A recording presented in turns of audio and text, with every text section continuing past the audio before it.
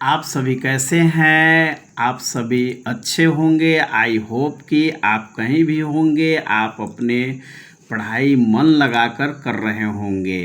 तो चलिए आज मैं फिर से टेंस काल में जोरदार जो है आपका प्रेजेंट इंडेफिनिट टेंस सामान्य वर्तमान काल का रूल्स फॉर निगेटिव सेंटेंस है, interrogative sentence and WH questions बहुत ज़ोरदार होने वाला है। इसमें सबसे पहले विद्यार्थियों गाइस आप उड़ान से मंजिल तक इंग्लिश कैसे जो है लेकर चलेंगे और आप कैसे कॉम्पिटिटिव बैच को सुंदर कर सकते हैं। आप अंग्रेजी अगर नहीं सीख पा रहे हैं तो इस वीडियो के माध्यम से आप बिल्कुल क्लियरफाई हिंदी और इंग्लिश में समझ सकते हैं और अच्छा तरीक़ा से आप अपनी इंग्लिश बिल्कुल मजबूत कर सकते हैं। तो चलिए बिना देर किए हुए मैं आपको ये बताना चाहता हूँ कि प्रेजेंट इंडेफिनिट टेंस पर पिछले वीडियो में बहुत सारे जो है वीडियो मैंने बनाया है, जो आप वहाँ से देखते आ रहे होंगे तो ज़रूर आपको नेक्स्ट वीडियो का यह जो है आपका प्रेजेंट इंडेफिनिट टेंस बिल्कुल समझ में आएगा। तो चलिए दोस्तों विद्यार्थी, सबसे पहले मैं प्रेजेंट इंडेफिनिट टेंस सामान्य वर्तमान काल जिसमें रूल्स फॉर निगेटिव सेंटेंस, ये रूल्स फॉर निगेटिव सेंटेंस नकारात्मक वाक्य के लिए नियम होता है। इसके स्ट्रक्चर की बात करें तो subject plus do not upon does not plus verb one plus object. इसमें अंग्रेजी को जल्दबाजी बोलने के लिए इसको हम लोग शॉर्ट जो है में बोल सकते हैं, जैसे सब्जेक्ट प्लस डांट upon doesn't plus verb one plus object plus full stop.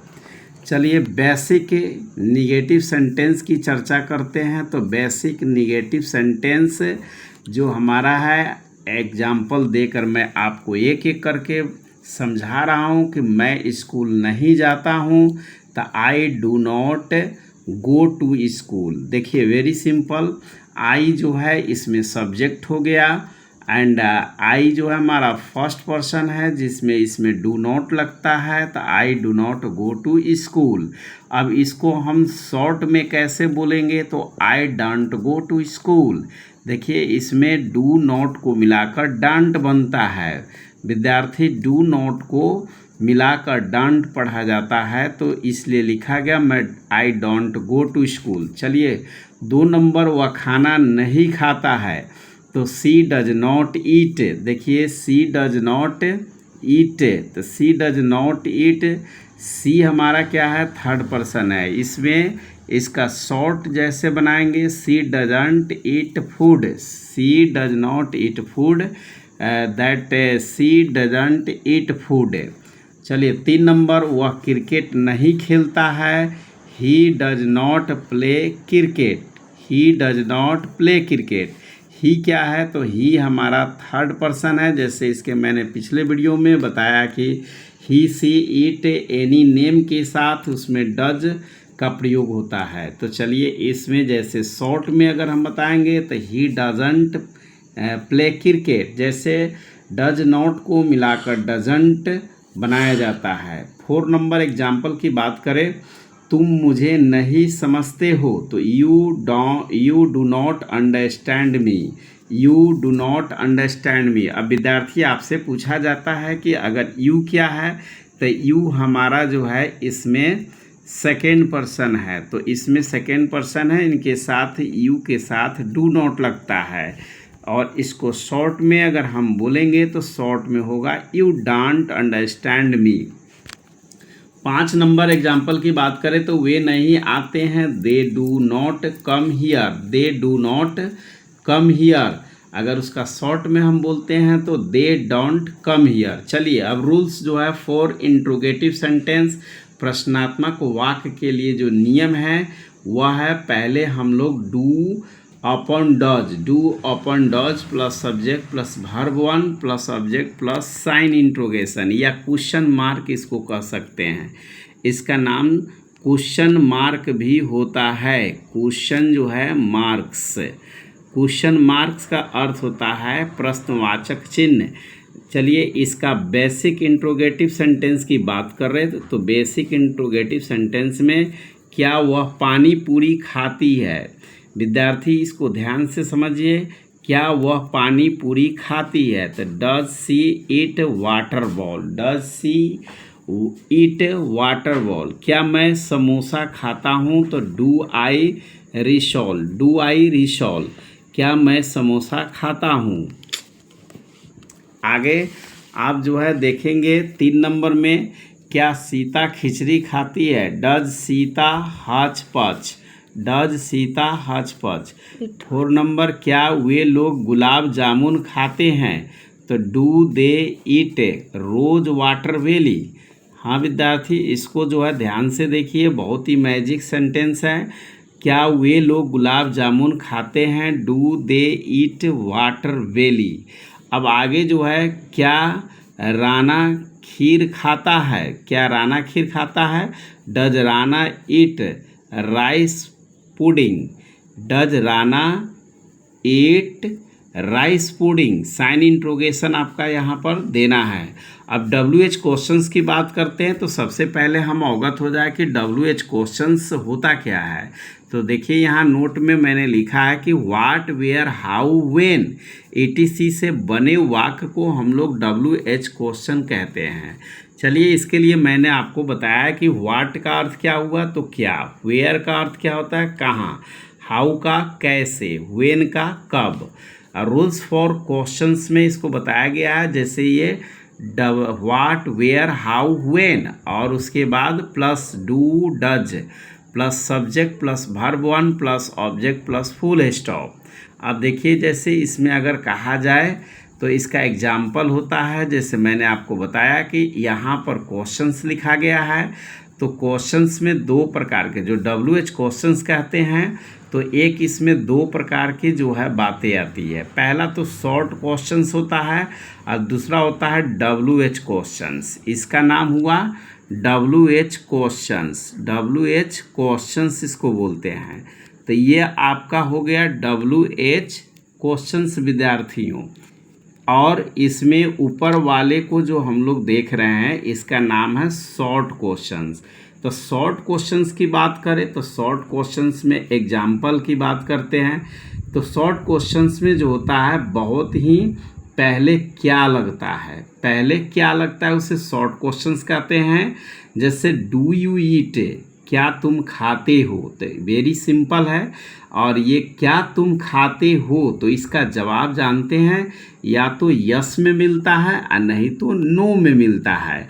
तो जिसमें यस और नो की बात हो उसे हम लोग शॉर्ट क्वेश्चंस के नाम से जानते हैं। अब देखिए विद्यार्थी, जैसे मैंने नीचे लिखा कि WH क्वेश्चंस, तो WH क्वेश्चंस जो होता है वह हमारा जो है लॉन्ग क्वेश्चन में आता है। कौन चीज़ में आता है, लॉन्ग क्वेश्चन में आता है।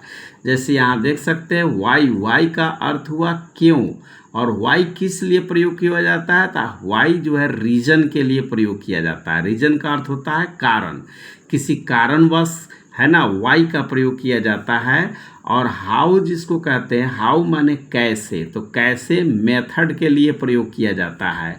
अब रीजन की बात करें, रीजन का एग्जाम्पल जैसे why do you go there. अब यहाँ पर कोई रीजन होगा कि why do you go there, आप वहाँ क्यों जाते हैं, तो किसी कारणवश ही कोई वहाँ जाता है। यहाँ सवाल पूछा गया कि why do you go there, तो that is reason, reason use of why, reason use of why. Second number जो हमारा वर्ड्स है वह है हाउ। हाउ किसके लिए, तो मेथड के लिए प्रयोग किया जाता है।